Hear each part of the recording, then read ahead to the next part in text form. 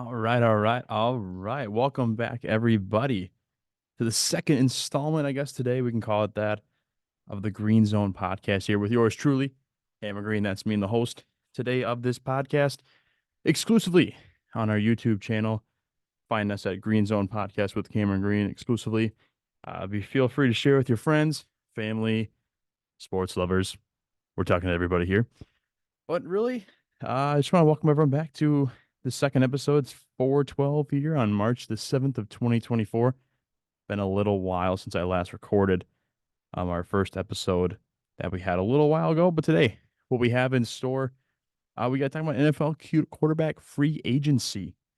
That will be on the agenda today, as well as MLB opening day is approaching. We'll have standings, my award predictions, eventually my World Series predictions. And what's really going to come with the MLB season approaching here, my favorite time of year. Also, we're going to talk about the NBA playoffs. We're going to look at that a little bit too. Injury update now with Karl-Anthony Towns and the Minnesota Timberwolves. See what their status will be like heading into the playoff situation.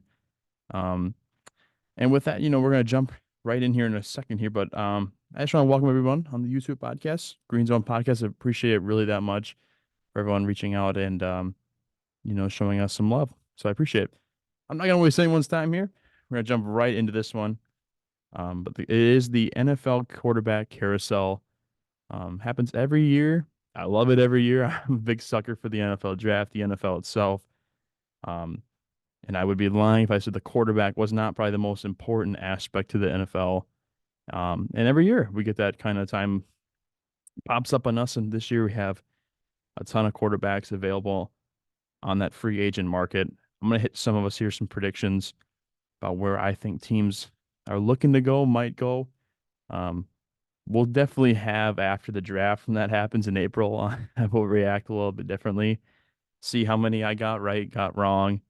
And then we're just going to see, what we really think about quarterback situations after the draft too. It's so much different when we look at that versus heading into the draft season. The unknown is still quite out there. We have no idea what's going to happen. I have no idea. So my predictions are just as valid as anyone else. Anyone on ESPN, anyone on the radio. You know what? I'm a podcaster at a small college. My votes matter.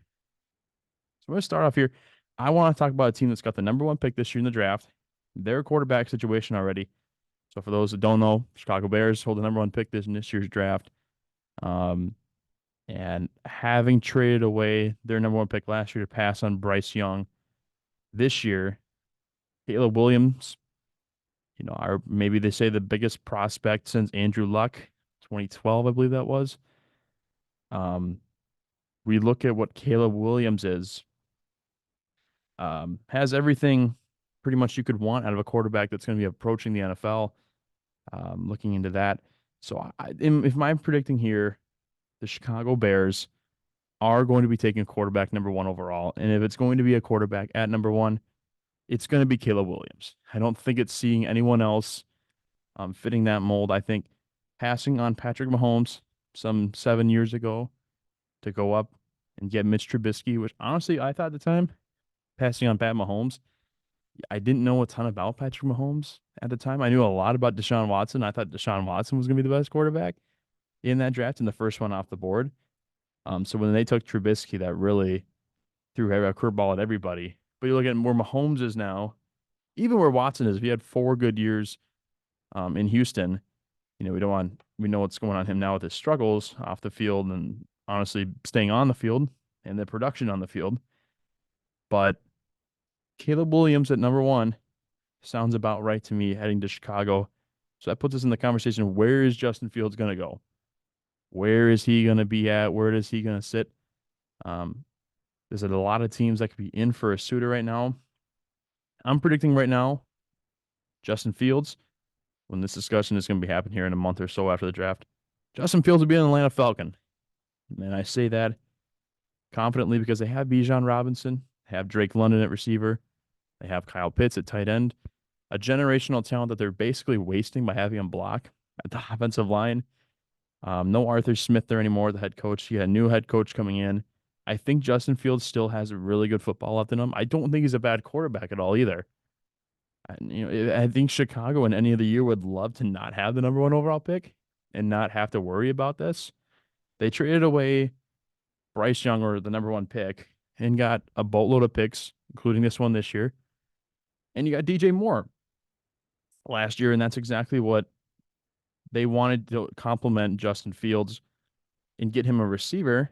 And that's perfect. And you look at it and say, well, if I have the number one overall pick, I could be taking Marvin Harrison Jr., the next great wide receiver out of Ohio State. But I just don't think you can pass another time on a quarterback, especially this one. We've seen what Caleb Williams can do in college, win a Heisman Trophy, had a somewhat, I guess we can call it a down year compared to the years before.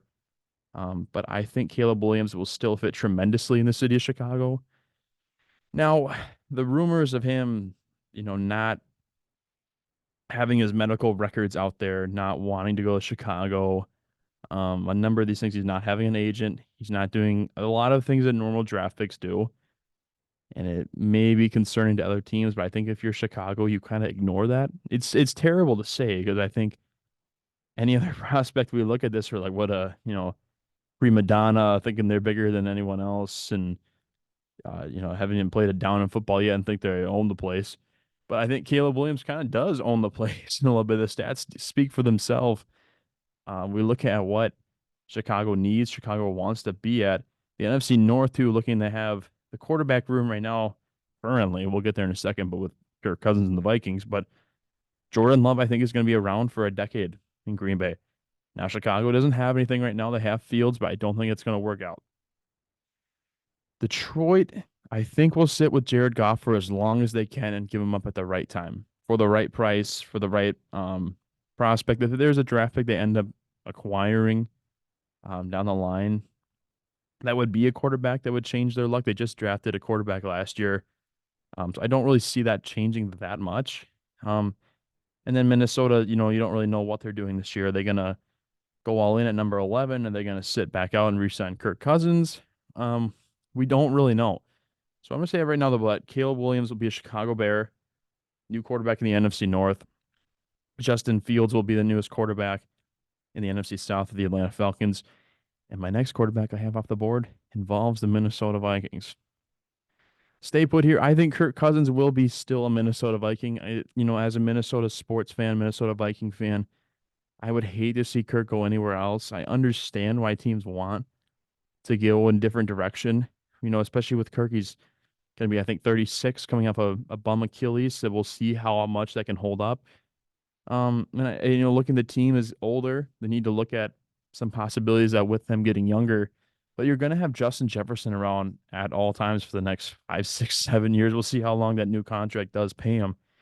But I can see them getting a quarterback at number 11. I can totally see that. But I think they end up re-signing Cousins because he is simply the best option for them right now. I think Kirk Cousins, you're looking at it right now, he's the best option for the Minnesota Vikings because they can still win with Kirk Cousins, and they need to build around him a little more, but they did.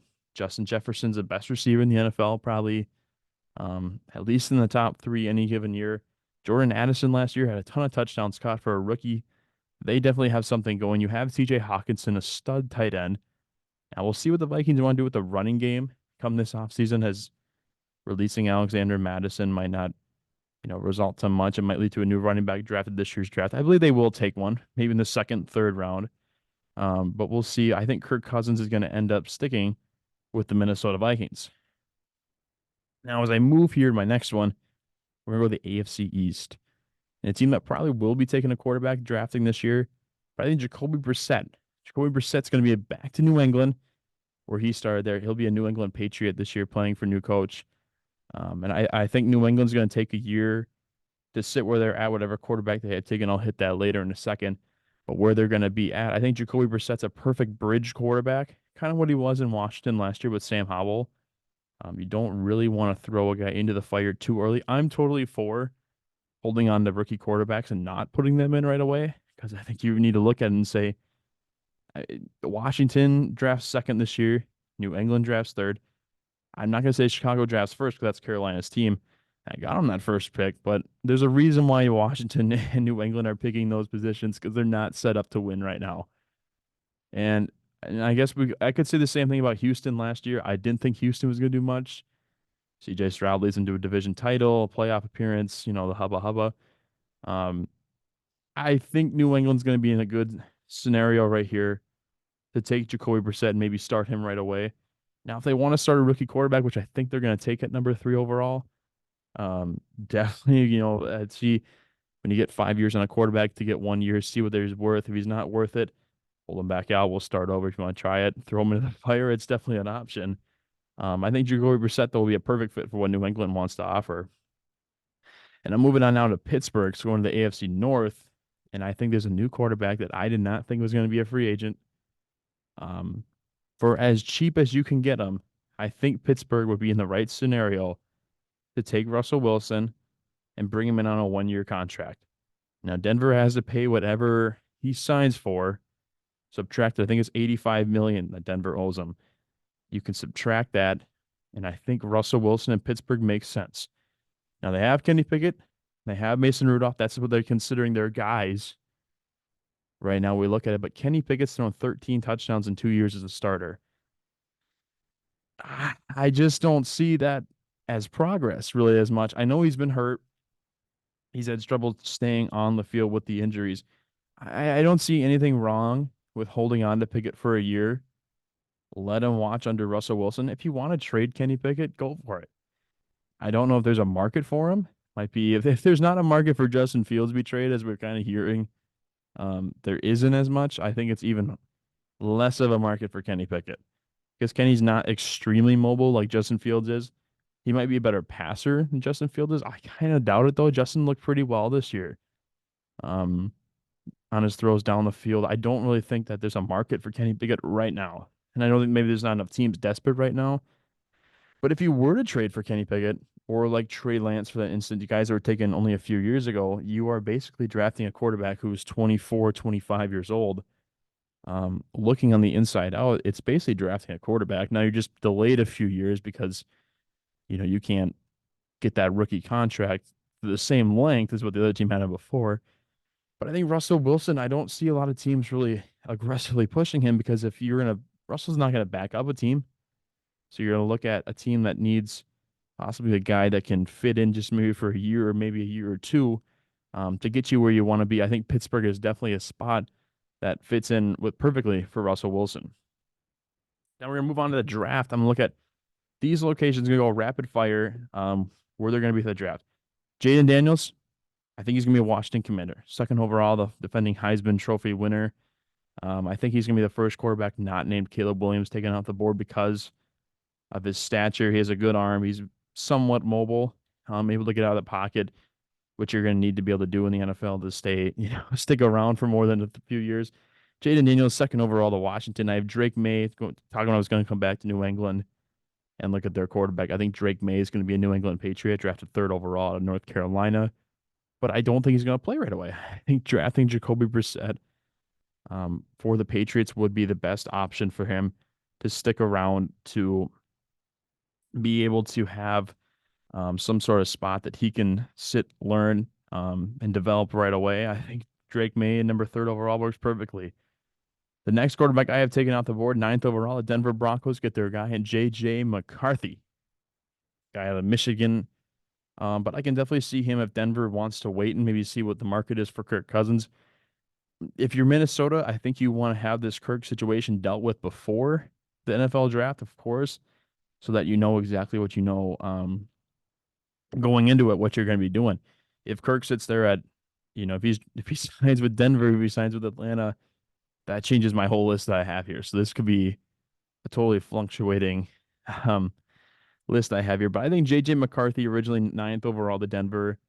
I'm not super high on J.J. McCarthy, but the numbers he's producing in the combine, you look at his stature, look at what he could be in the NFL, and it does look like it can translate. I think Denver would like to grab their guy at 9 overall and get a quarterback and develop him. Then say try the 2-3 year guys of signing guys to 1 year contracts. So you sign Ryan Tannehill to a year, you sign i.e. Jacoby Brissett to a year. So you just figure out what you have. I think they'd rather take the odds on J.J. McCarthy. It seems like he has some of the intangibles. And take that 9th overall pick. Take a gamble on a guy from Michigan. Sean Payton, you want to talk, I'd be able to walk the walk. But on the other hand, you're not going to sign another big time free agent if you're Denver because you're spending so much money on Russell to not play there. Drafting a rookie quarterback makes sense for what Denver and for the National Football League makes sense for them going forward. That's what I have here for the first round draft picks. Some free agents moving around here, so I'll shift over here to my favorite time of year, my favorite sport. Easily has my heart, and that's Major League Baseball. We're here, folks. It's almost opening day, March 20th and 21st. The Dodgers and Padres will meet out there. I think it's either in South Korea. I think they're playing in. I definitely could be wrong, but they're about a week before everyone else opens opening play on March 28th. And this year, there's so many different storylines. You have teams battling, of course, defending world champion Texas Rangers coming out of camp. They're not going to have Max Scherzer, Jacob deGrom for a while. Some of these other squads, like the Baltimore Orioles, the New York Yankees made some moves, went out and got Juan Soto, Marcus Stroman, Alex Verdugo. So we're going to have new faces, different places. And that leads us to what I think is going to be my predictions. So fire it up here, cue it up here. My standing predictions right now. Beginning us with the American League East. Fifth place, I have the Boston Red Sox. I have them there because I think they just need a year to rebuild. They need pitching staff. I think Brian Bale is going to be pretty okay. Signed an extension this morning, I think, or yesterday with the Red Sox, 6 years, $55 million. But losing Verdugo is going to hurt. They don't have a ton of dudes besides Rafael Devers, Trevor Story. They need help. They need a lot of help. They didn't really address any of the free agent needs this offseason for being a big market team that Boston is. I think there's still a ton of question marks into what they can be. Losing what might be happening here, Lucas Giolito for the rest of the year with the UCL injury. I think Boston's going to sit at fifth just because this division is going to be so jam-packed. I can see Boston winning it probably, I think, about 76 games. Again, for most teams being a fifth place team, that's not all that terrible depending on what division you're in. But I think Boston's going to finish fifth here. Finishing fourth in my American League East, I have the Tampa Bay Rays. Now, I say this because there are some holes in their offense and pitching wise a little bit. Not having Shane McClanahan this year, their ace for Tommy John surgery, not going to have Wander Franco for his current, we'll call it, investigation right now. That's happening in the Dominican Republic. So you have a hole there at shortstop, a hole in your pitching staff. The lineup itself, we always know Tampa puts together scrappy lineups that can win games. I think this year's going to be no different. Tampa Bay has definitely Randy Arozarena. Totally a ton of guys led by him. You got a number of pitching guys who I think can produce for Tampa Bay. You have a lot of guys that we don't hear about for most of the year, jumping out at us, mid-season, like, oh, this Tampa Bay team put together quite a bit of guys.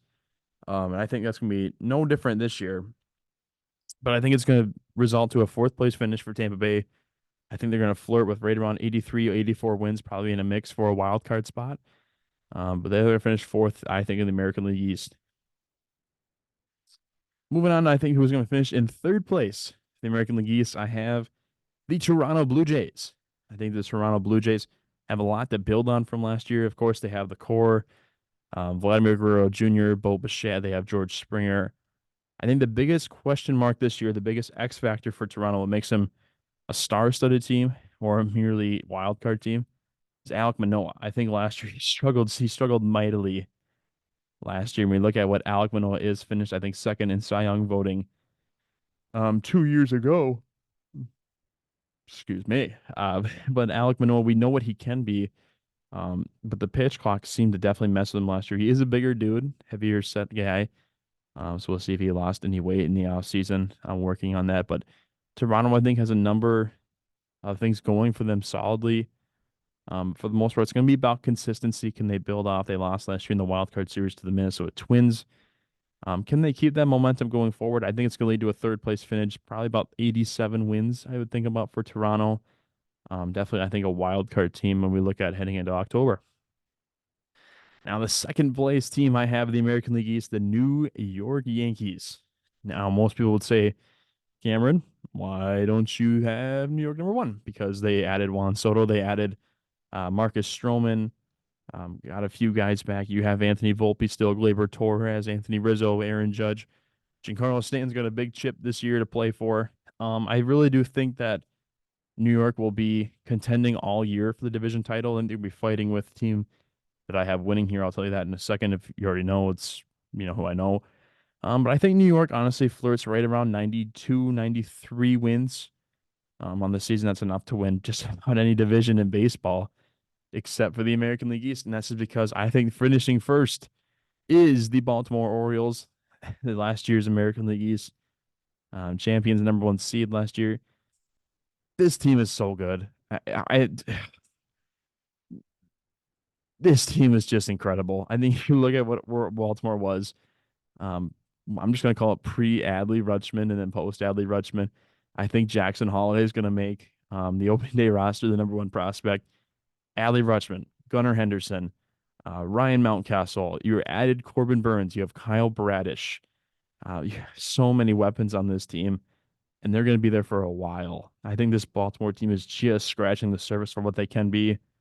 Winning over 100 games last year, I see them flirting with right about 98 wins last year, but I think that will secure them the American League East, and it might just secure them the number one seed in the American League. I'm going to shift here now to the next division. We're going to talk about the AL Central. Kicking off, I think, in fifth place for the AL Central, I have the Chicago White Sox. And I think it's easy to say that Chicago White Sox need a ton of work done. They're just not there. Luis Robert is just still chilling in center field, probably the best player on a team that's going to finish with maybe 100 losses this year. They're just not built to win right now. They added some cool guys, Mike Soroka. I think Dylan Cease is going to be a guy on the move at the trade deadline. I just don't think Chicago has what they need to finish in anywhere above fifth place. Even if they get about 70 games, I still don't think that's going to happen. That'll be a long shot. So in fourth place, I have the Kansas City Royals. Now, a lot of people have this team being a sleeper pick this year for the American League Central. I don't see it. They didn't really add a ton to their team. You have Bobby Witt Jr., have some cool guys that are going to make some big step ups for them. Cole Reagans in the pitching rotation will. They added some dudes, but I just don't think it's enough to translate last year to finish from fifth to first, worst to first. I really don't think that's going to happen. I think Kansas City sits right about fourth place for me, probably winning about, I would think, 68 to 72 games. I think that would be where they're going to be at. So in third place, I have the Cleveland Guardians. I think the Guardians' run of dominating the AL Central here is going to be, it's going to go away for a few years. Possibly, I just think because some of these teams are getting so much better. I think Cleveland's going to win right about 77, 78 games.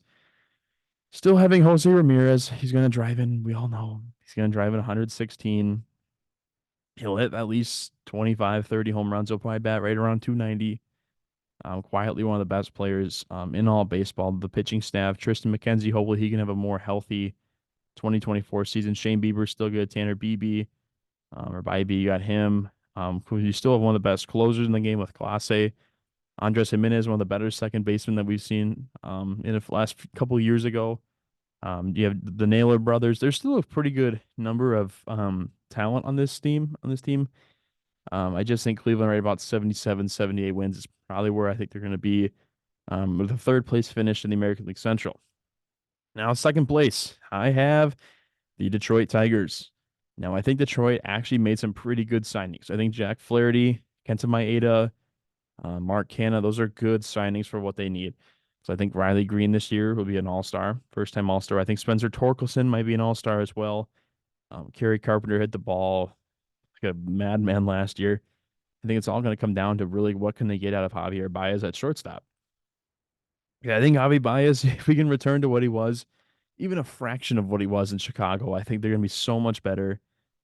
I think this team could flirt with a wild card spot. I think right about 80 wins for Detroit, really. But I think right around that area, it might be good enough to flirt with a wild card spot. It might not be, because that's why I have in first place. I think the only team that's going to be above 500 this year is going to be the Minnesota Twins. Look at, they lost Sonny Gray.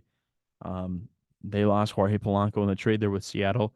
But this team is still very good. I think they might be around 91 wins this year. flirting up there where I thought the Yankees were going to be at. I think Pablo Lopez is going to have just a dominating season on the mound as long as he can stay healthy. Last year, and we have Byron Buxton playing center field again. Royce Lewis, we've seen the glimmer of hope. 5 of his 15 career home runs have all been grand slams. Carlos Correa, I expected a nice bounce back year. Eddie Julian, Matt Wallner, um, you got the Joe Ryan, Chris Paddock, Bailey Ober. I think this team can flirt, honestly, not just with an American League Central Division title, of course. I think this team can flirt with a pennant if they play a little bit above of what I think they are going to be, which is right about a 92 win team. So I think the Twins are going to win the AL Central, the American League.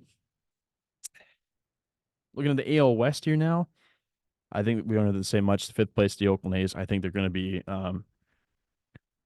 This is going to be an awful team. It really is. It's just going to be a team that probably wins about 60 games. If they win more than 66, I'll probably be surprised. They don't have a lot going for them. They have a really cool opportunity for guys to step into spots normally where they wouldn't be. We saw what happened last year with Brent Rooker. I think this team just isn't there yet. They'll see if they go to Vegas that they might invest a little bit in their team because I don't think they're going to move a team to Vegas in a few years that they're just going to put out the same product that 65 wins. That's not really going to translate well to what I think Vegas really wants. So I think in fourth place I have here the Shohei Ohtani list, Los Angeles Angels. They don't have a ton going for them either.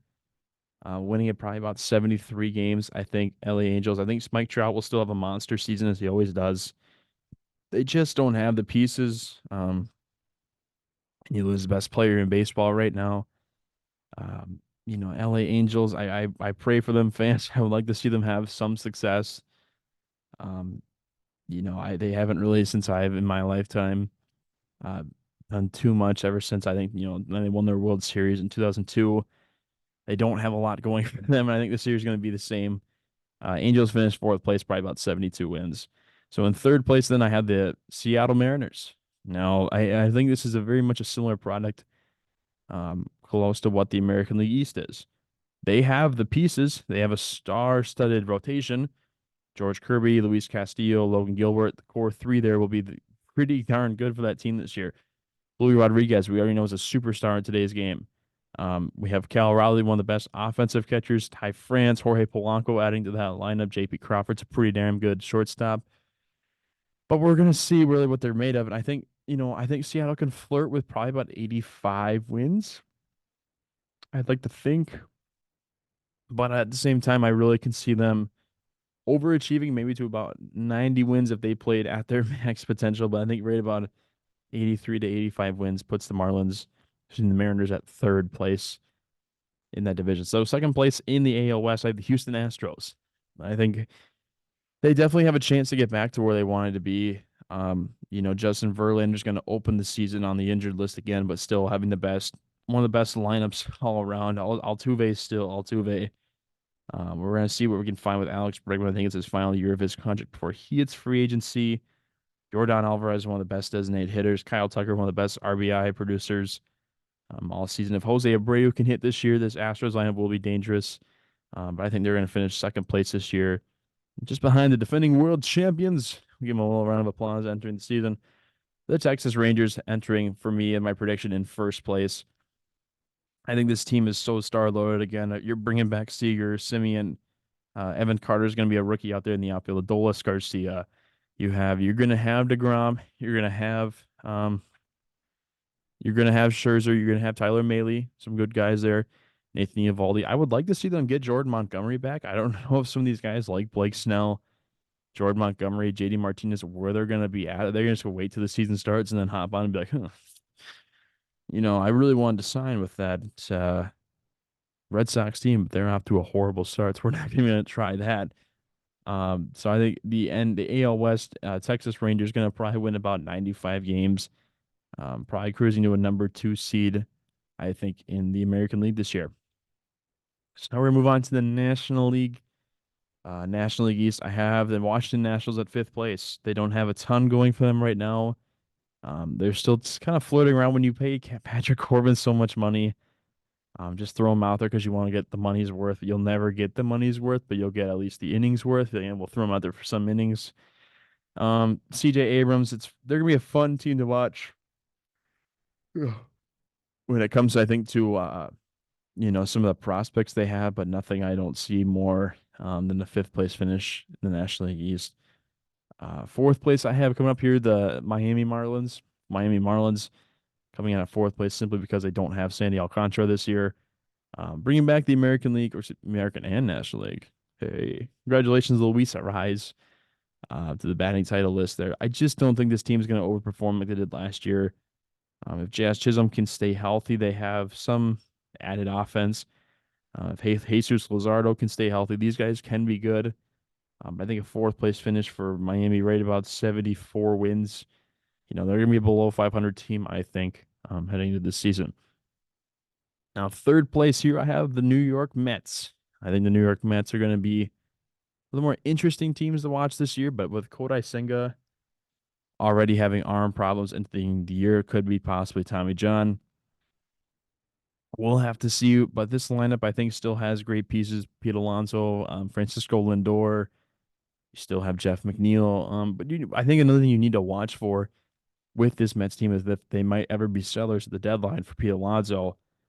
I think Pete hits free agency next season. He'll make a lot of money, and will it be the New York Mets that ones that pay him that money? Only time will tell. So second place in the National League East, I have the Philadelphia Phillies. That's right.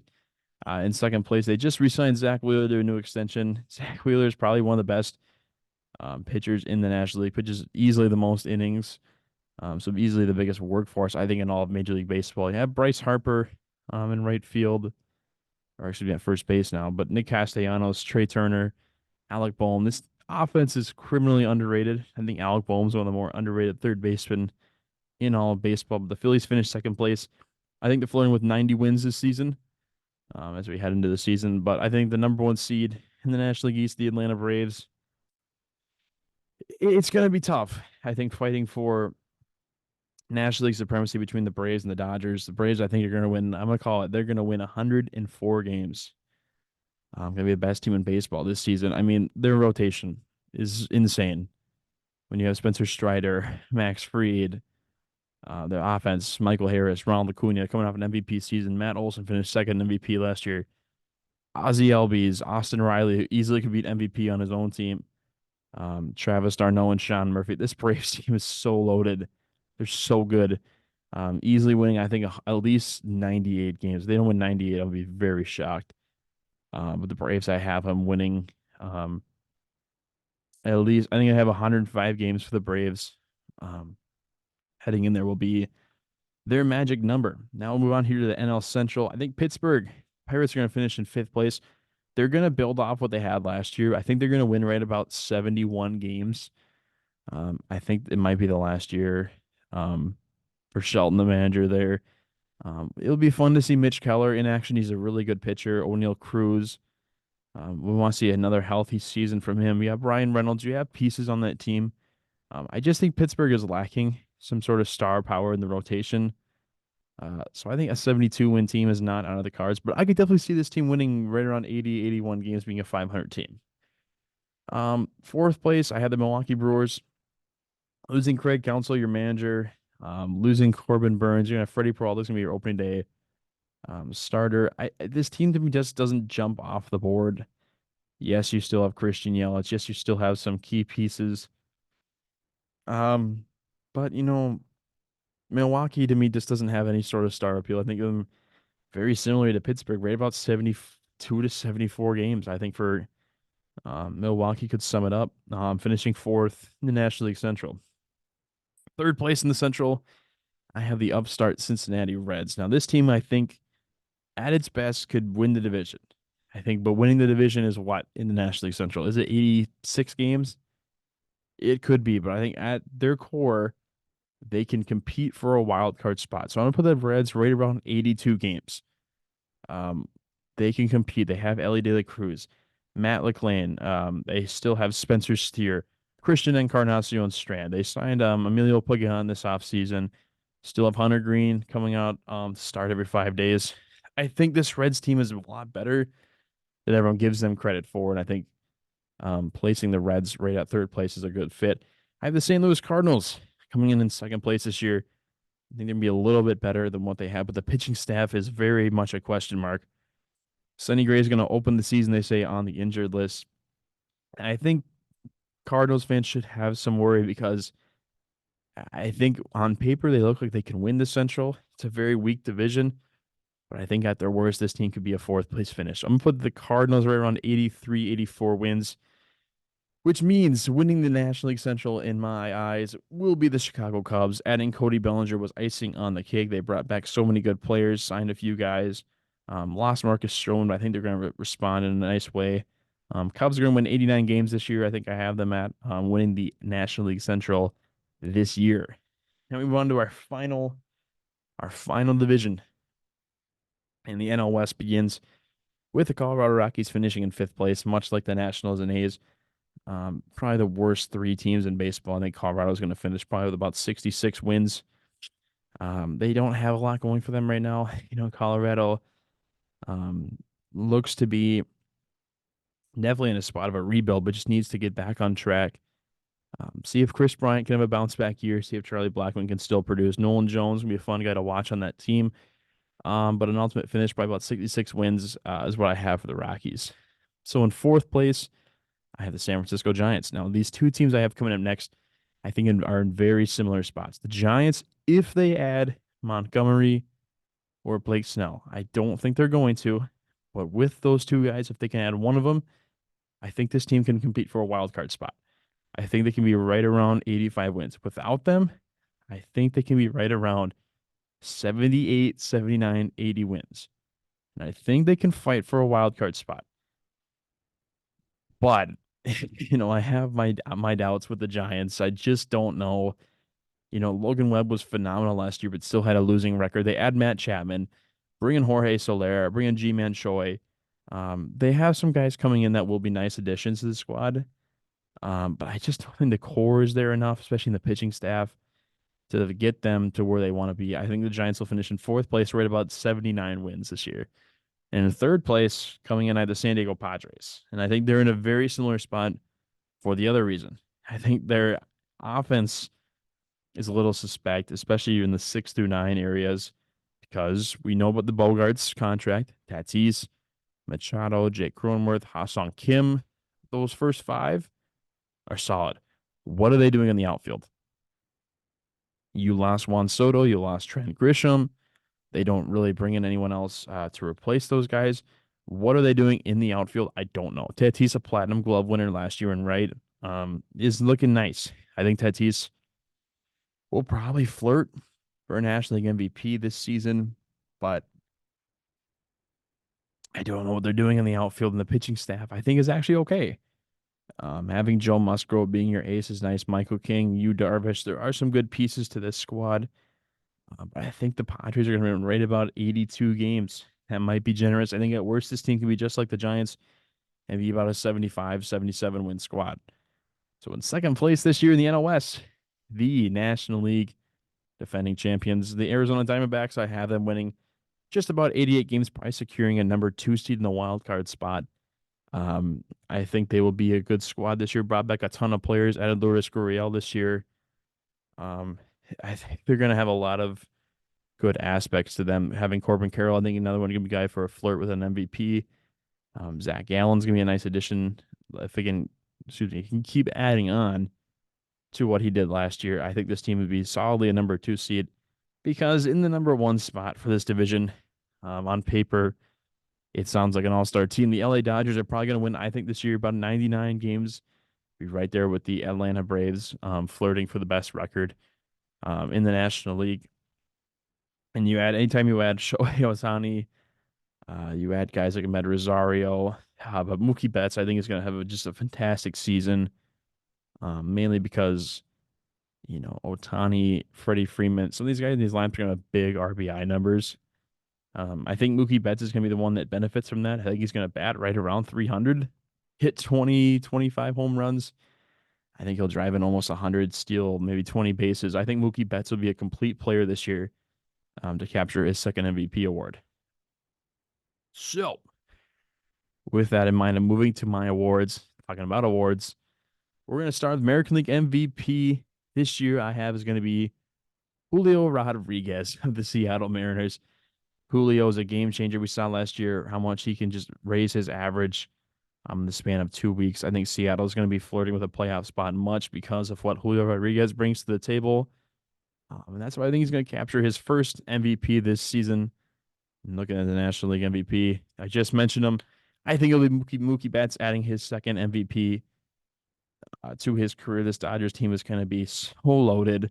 If Mookie can steal 20 to 30 bases, hit 20 to 30 home runs, drive in 100 or more, he's one of the best run scorers in all of baseball. Transferring now to second base, he might win a Gold Glove now at second base. A lot of good defensive second basemen with Nico Horner, some of those guys at second base. We'll see what he has in store, but I think Mookie Betts will be the Cy Young winner, excuse me, MVP winner for the National League. Cy Young winner. I just mentioned it right now. I think the American League Cy Young Award will go to Pablo Lopez of the Minnesota Twins. I think Pablo has a ton to build on from last season. His stuff's electric. We saw he finished second in strikeouts in the American League last year. I think he's going to bounce back, kind of have right around 16, 17 wins this year. If he can keep the ERA down, we know the strikeouts will come. I think Pablo Lopez will be far and away the best pitcher in the American League this season. Now, the National League Cy Young Award, I think it's time to say Spencer Strider's time has arrived. He's going to be a big contributor. I think he might flirt with 300 strikeouts this season for the Braves. I think he's going to win about 15, 17 games. Yeah, I guess he's going to strike out about 300. We'll see if he can keep the walks down. But the ERA is going to be right about, I think, 2.4. Spencer Strider is going to add to his young career already a Cy Young Award this season. Now, the rookies of the year, it's always tough to say because we know one will be on the squad for sure. I'll start with them first. And so National League Rookie of the Year is Yoshinobu Yamamoto. He's going to be, what is he, $300 million man. He will be, I think, flirting maybe with the NL Cy Young Award this year. So the National League Rookie of the Year, I'm picking the favorite in that one with Yamamoto because I just believe he has the best position to win that award and will not have the quickest, we see rookies struggle early on adjusting to big league play. I don't think Yamamoto's going to have that this year pitching. I think he's probably going to strike out at least 180 to 200, if not more. His stuff is electric. We saw last year in the WBC. I think Yamamoto's almost a shoe-in for the Rookie of the Year. On the American League side, I have Jackson Holliday. Another one of the favorite picks this year. I think him and Evan Carter kind of split the odds. I think Jackson Holliday is going to get this award because just about how many wins they're going to have. Jackson Holliday, I think, is going to be a big contributor playing second base for this team, maybe even shortstop this season. I think Holliday is just purely going to win this award because I think he's going to be here on opening day for the Orioles. And on the flip side, I think he's going to just be the biggest contributor for them based on how many wins he's going to produce for them. So I think Yamamoto and Holliday for my rookies of the year. Relievers of the year, these ones probably aren't as important. I have Johan Duran of the Minnesota Twins for the American League. You could say Josh Hader could be in that list, but I think Hader has had seasons before where it's been very hittable. Duran has not had that season yet. It's a very young career. It's going to be his third season. But Duran, to me, I think is going to have an ERA, maybe sub-2, have a ton of saves, ton of strikeouts. I think he's a perfect candidate for this American League Reliever of the Year. And on the National League side, I have a bit of a wild card. Camilo Doval of the San Francisco Giants. I think he's going to do this because he's a super effective pitcher, has high velocity, and I just think that he has a ton of we'll call it the stuff. I think he's got the stuff. I think he's going to have around 40 saves this year for the Giants, and he's going to be almost a perfect reliever you want this year. So I'm looking at my postseason now, and here's what I got, folks. This is going to go on record. I will probably come back to this next season at some point. We're going to see the American League Championship Series will be, drum roll, between the Baltimore Orioles and the Minnesota Twins. Two of the most complete teams, I think, this season. And I have the result. Lick my chops. Baltimore Orioles, I think, are going to win in about 6 games over Minnesota. Just they have a lineup that's so much more scarier than Minnesota. Minnesota does have a pretty good pitching staff. I think Baltimore is going to head to the World Series its first in such a long time. The National League side, this one I'm not as much of a drum roll. I think it's going to be the two best teams in baseball all year. I think it's going to be the Dodgers and the Braves, and I think the Dodgers are going to actually fall in this one. So the Braves will head to another World Series in 7 games. I think Game 7 is going to be a big one between Strider and Yamamoto or Glasnow, and I think the Braves are going to reach the World Series yet again. And for my World Series prediction, I have this time come around. I think it's going to be the Atlanta Braves as a World Series champions. I think they have the best team um, by far, 1 through 9. The pitching staff, it's so complete. The whole team is exactly built to win. Um, and I think it's just a perfect scenario for that team to win right now. So the Braves are going to have its second championship in 5 years, join that elusive club of maybe being a dynasty coming forward. So originally I said I was going to talk about the NBA playoffs. I will talk about it briefly. Running out of time here though today, but we found out today that Karl-Anthony Towns has a torn meniscus um in his knee. And looking at where the NBA Timberwolves in the NBA standings right now in the Western Conference, Timberwolves currently sit at 43 and 19, tied for first place with the Oklahoma City Thunder. Just 1 game behind them though are the Denver Nuggets, 2.5 games behind them. The LA Clippers, followed by the Pelicans, Suns, Kings, and Mavericks are the top 8 seeds in this one. Eastern Conference, the Boston Celtics, the 1 seed by a mere 8 games, with the Milwaukee Bucks, Cleveland Cavaliers, Orlando Magic, New York Knicks, Miami Heat, Philadelphia 76ers, and Indiana Pacers. That's the top 8 there, but the Bucks kind of running away with the East. But I'm going to put on my Minnesota sports hat here. I'm going to close my computer. I'm going to look you in the eye, fans of this show. Whoever listens to this show, I thank you for listening. But this is it. The Minnesota Timberwolves have the chance to be the #1 seed in the NBA playoffs. A complete team with Mike Conley, Anthony Edwards playing at such a great season. Probably your defensive player of the year, Rudy Gobert, Karl-Anthony Towns, and Jaden McDaniels. Have solid backups. You have Naz Reid. So many other guys that come off the bench provide great minutes for this Minnesota Timberwolves squad. They're resilient. They had rough times. They've been able to figure it out and respond. And this is it. Karl-Anthony Towns going down with a torn meniscus. If it requires surgery, they said it could be anywhere from 3 to 6 months, effectively ending his season if that's what the route they have to go. And it's almost a funeral for Minnesota sports fans out there because this is pretty much it. I saw a tweet earlier today that said this is going to be one of two things. The Timberwolves win with Karl-Anthony Towns, or they lose and don't make it to the NBA Finals because of Towns wasn't there. And I don't mean to end this show in a very negative way. I don't try and put on my biased thinking cap here too much, but we'll have a drink tonight on this fan of Minnesota sports fans. We don't have a lot going for us. And we wish Karl-Anthony Towns the best of luck. The Minnesota Timberwolves, the best luck here trying to get past this little setback. But I think for Minnesota sports fans, we can all say to you that if this is what it sounds like to be, just add it to the timeline of the heartbreak and pain, and we'll have to just bounce back and be resilient because this Minnesota Timberwolves squad is here to stay. I really do believe in that. I really do believe in this Minnesota sports teams. Um, I just mentioned the Twins just a moment ago I think they're going to have such another good year winning the Central Division. I just really wish this Timberwolves team could win, before I die. This Vikings team can win before I die. This Wild squad is having a very up and down season can win before I die. I'm a Minnesotan at heart. I have all this. I wear my Minnesota heart on my sleeve, not shying away from it.